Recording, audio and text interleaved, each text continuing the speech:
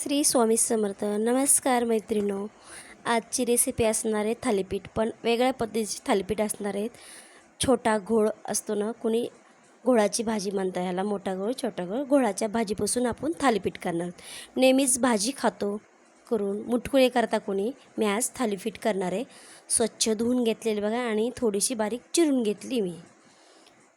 कढई थोडी गरम करून थोडंसं तेल घालणार आहे.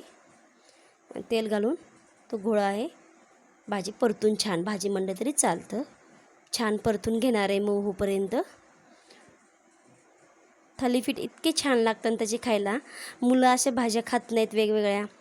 पहिल्या काळात म्हणायचे रानभाज्या, हे रानभाज्यामधलीच एक घोळभाजी आहे घोळाची, त्यापासून थालीपीठ करणार आहे. अशा निमित्ताने मुलं पण खाता, वेगळी चव पण लागती. बघा 2 मिनटासाठी वाफ काढून घ्यायची त्याला छान परतून. इकडं पिठं घेतलेत मी, काही ज्वारीचं, थोडं गव्हाचं आणि डाळीचं, आणि अद्रक, लसूण आणि हिरवी मिरची बारीक करून घेतलेली मी मिक्सरमध्ये. 1 वाटी मोठ्या वाटीनं बेसन पीठ, ज्वारीचं पीठ घेतले, छोट्या वाटीनं गव्हाचं पीठ आणि छोट्या वाटीनं बेसन पीठ, आणि 1 मोठा कांदा चिरून घेतलेला. कांद्यामुळं थालीपीठाला वेगळी चव लागते, छान मस्त खायला.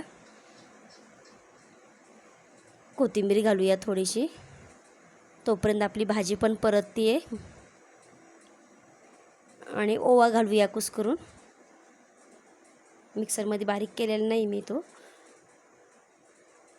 जिरे पावडर घालूया 1 चमचा.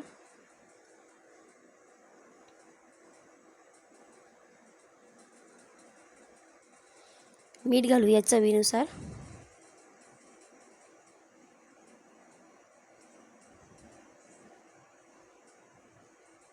थोडासा धना पावडर पण घातला आहे मी. हळद घालूया छोट्या चमच्याने 1 चमचा, आणि तिखट तुमच्या आवडीनुसार घाला. 1 चमचा लाल तिखट घातलेलं मी, कारण तर थोडीशी हिरवी मिरची पण घातलेली मी त्याच्यामध्ये, लसणामध्ये बारीक करून घेतलेले मिक्सरला. भाजी परतली की नाही बघूयात चला. बघा छान परतली गेली, मऊ पण झालेली मस्त. थोडीशी गरम असल्यामुळं थोडीशी वाफ काढून घ्यायची त्याची. सगळं साहित्य एकत्र करून घेऊ पिठामध्ये. थोडीशी गरम आहे, लगेच हाताने करायला जाऊ नका.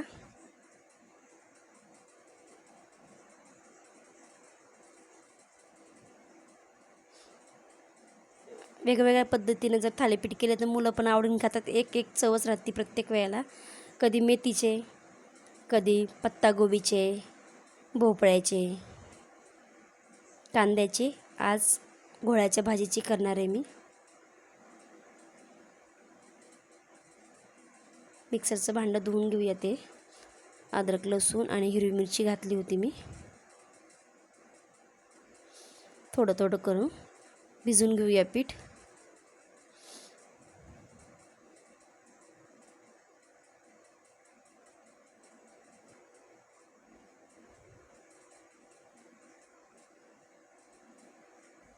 बघा पीठ भिजून घेतलेलं आहे मी. तव्याला तेल लावून थापलं तरी चालतं, पण त्याच्यामध्ये थोडा वेळ जास्त जातो, त्यामुळं मी कपड्यावर थापणार आहे. कॉटनचा कपडा घेतला आहे, पाण्यातून काढून घेतला आहे, आणि छोटे छोटे गोळे करून कपड्यावर थापून घेऊया.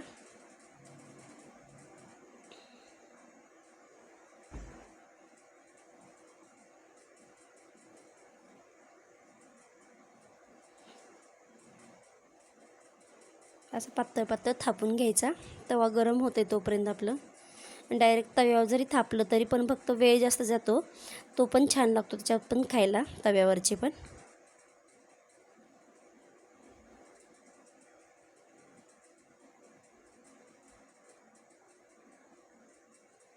पातळ थापून घेतला आहे.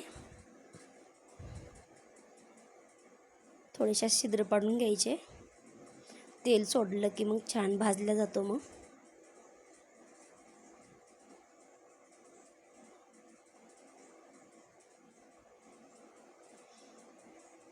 तव्याला थोडंसं तेल लावून घेऊया. तेल लावलेलं मी टाकून घेतलेलं आहे, आणि थोडंसं पाण्याचा शिलकावा द्यायचा, आणि थोडं वरतून तेल पण घालायचं. छिद्रामध्ये घातलं पाडलेत ना आपण, त्याच्यामध्ये तेल टाकायचं, त्यामुळे छान सगळीकडून भाजला जातो. ताट झाकून ठेवूया.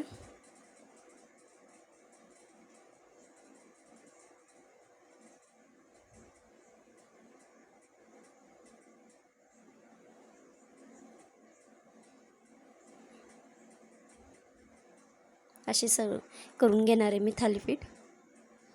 बघा, परत तेल सोडायचं. तेल थोडं जास्त लागतं थालीपीठला, पण छान लागतं, खमंग भाजल्या जातं तेलामुळं छान.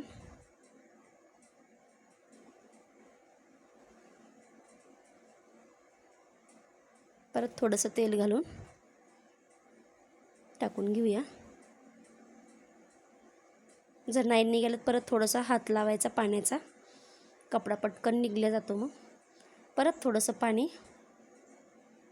आणि तेल घालूया.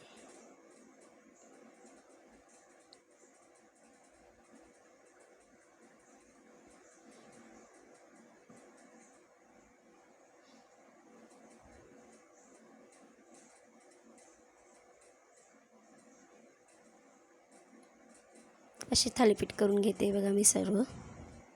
छान झालेले आहेत बघा. त्यासोबत लोणचं आणि कैरीचं तिखट तक्कू केलेलं आहे बघा. मग आपल्या घोळाच्या भाजीचे थालीपीठ नक्की सांगा कसे झाले आहेत ते कमेंट करून. आणि माझ्या व्हिडिओला लाईक करायला विसरू नका. माझ्या चॅनलला सबस्क्राईब करा. धन्यवाद.